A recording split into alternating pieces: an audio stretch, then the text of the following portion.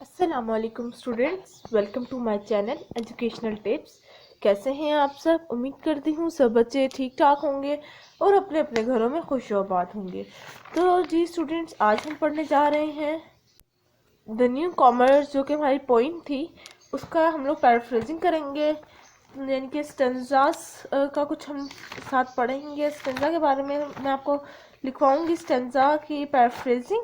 तो चलिए अब शुरू करते हैं। सबसे पहले जो पहला हमारे पास स्टेंजा नंबर 1 है, वो है जी, there is something now in this river, the fish said as lit swan, it's got no skills, no fins and wriggles and ignores the impressible tramp।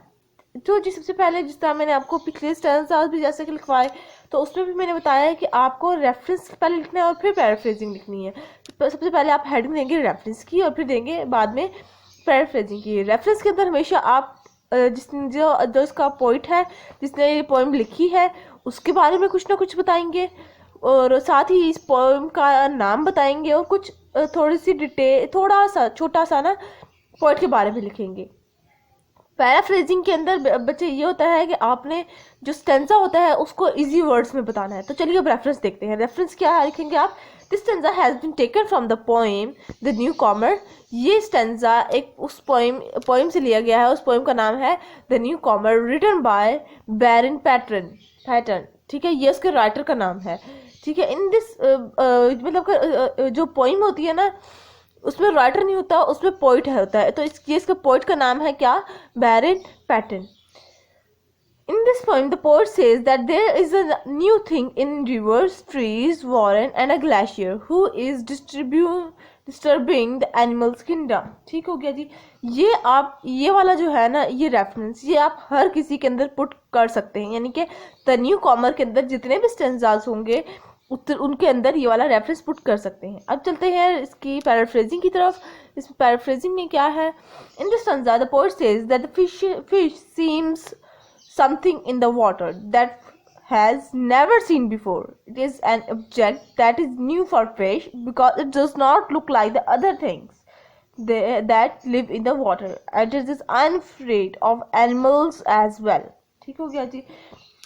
बच्चे, पैराफ्रेजिंग का मतलब ये होता है कि तशरीह, ठीक है, और उर्दू के अंदर जैसे हम लोग नज़मों की तशरीह करते हैं ना, उसी तरह से इंग्लिश में स्टेंजा की यानी कि एक मिसरे की हम पैराफ्रेजिंग कर रहे हैं, एक बंद की। ठीक है, ये क्या है? स्टेंजा बंद होता है एक।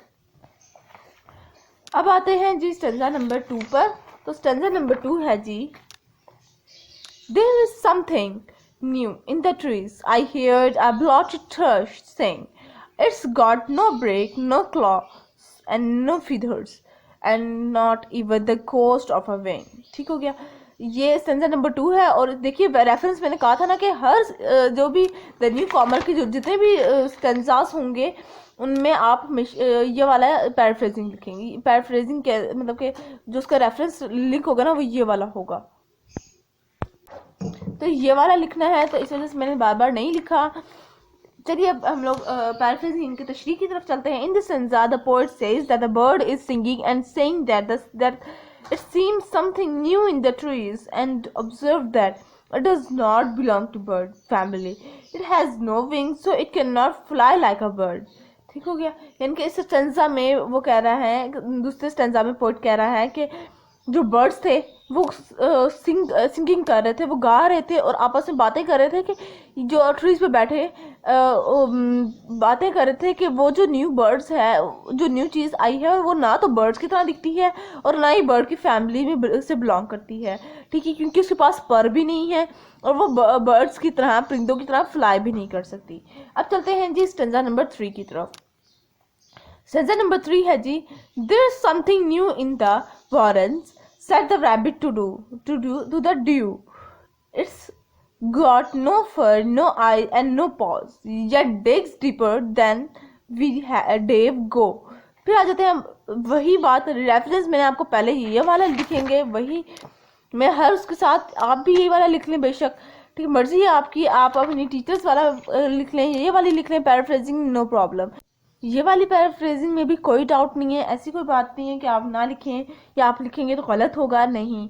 आप लोग ये ठीक है, ऐसी कोई बात नहीं कि आप लिखेंगे तो आपकी टीचर आपको गलत कर देंगी। तो चलिए अब स्टेंजा नंबर 3 का पैराफ्रेजिंग करते हैं। In this stanza the rabbit says to the female deer, it seems something new at the living space, and that new thing can dig more deeper than us, and it has no pause for like us। ठीक हो गया, ये है जी paraphrasing. इसके ऊपर आप अगर reference, जब आप रेफरेंस लिखेंगे ना, रेफरेंस का मतलब कि ये वाला रेफरेंस लिखेंगे तो आपकी स्टेंजा की लेंथ ज़्यादा हो जाएगी। ठीक है, ज़्यादा लंबा भी नहीं लिखना होता और बहुत छोटा भी नहीं लिखना होता पैराफ्रेजिंग के अंदर।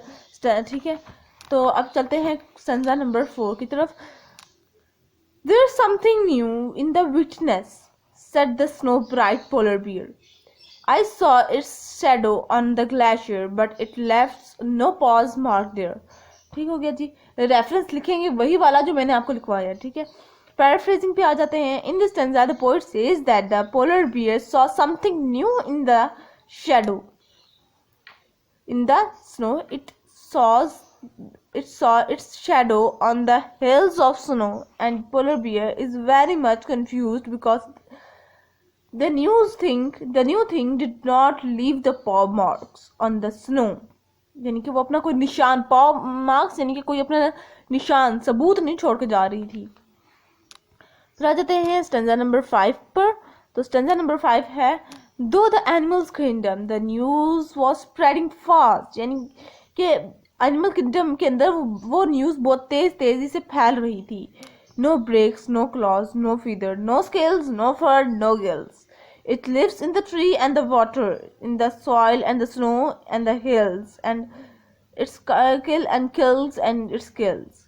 पैराफ्रेजिंग के अंदर आ जाते हैं। In this stanza, the poet says that the news was spreading in the animals kingdom that kills animals.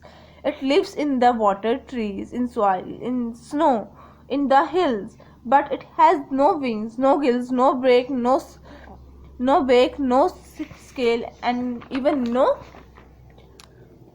claws that newcomer is being human being। ठीक हो गया, वो कह रहे हैं इस स्टेंजा नंबर 5 के अंदर कि जो कि, और ये आपका ये जो स्टेंजा नंबर 5 है ये आपका लास्ट स्टेंजा है, और इसके अंदर आप ये भी कह सकते हैं this stanza is the last stanza of this poem. ठीक है, अब इसके अंदर क्या कह रहे हैं, लास्ट स्टेंजा के अंदर वो कह रहे हैं कि जो पोइट से कह रहा है कि ये जो न्यूज़ थी ना कि एक न्यू एनिमल आया है और ये एक कोई नई चीज़ आई है जिसके ना तो पर हैं ना तो गिल्स हैं। ठीक है, और ये एक अजीब ही मखलूक लग रही है। ठीक है, ये वाली जो न्यूज़ थी ना ये बहुत तेज़ी से स्प्रेड हो रही थी। ठीक है, और हर एनिमल को हैरान कर रही थी। तो जी ये था आज का स्टेंजा का लेक्चर। आई होप सो आपको समझ आ गया होगा। अगर आपको ये वीडियो समझ आई है तो मेरे चैनल को सब्सक्राइब कर दीजिएगा, मेरी वीडियोस को लाइक कर दीजिएगा और साथ ही साथ बेल आइकन को प्रेस कीजिएगा। इससे मेरी आने वाली हर लेटेस्ट अपडेट आप तक बआसानी पहुंच जाएगी। तो जी दीजिए मुझे इजाजत, दुआ में याद रखिएगा। अगर कोई कन्फ्यूजन हो तो मुझे कमेंट बॉक्स में ज़रूर पूछ लीजिएगा। अल्लाह हाफिज़।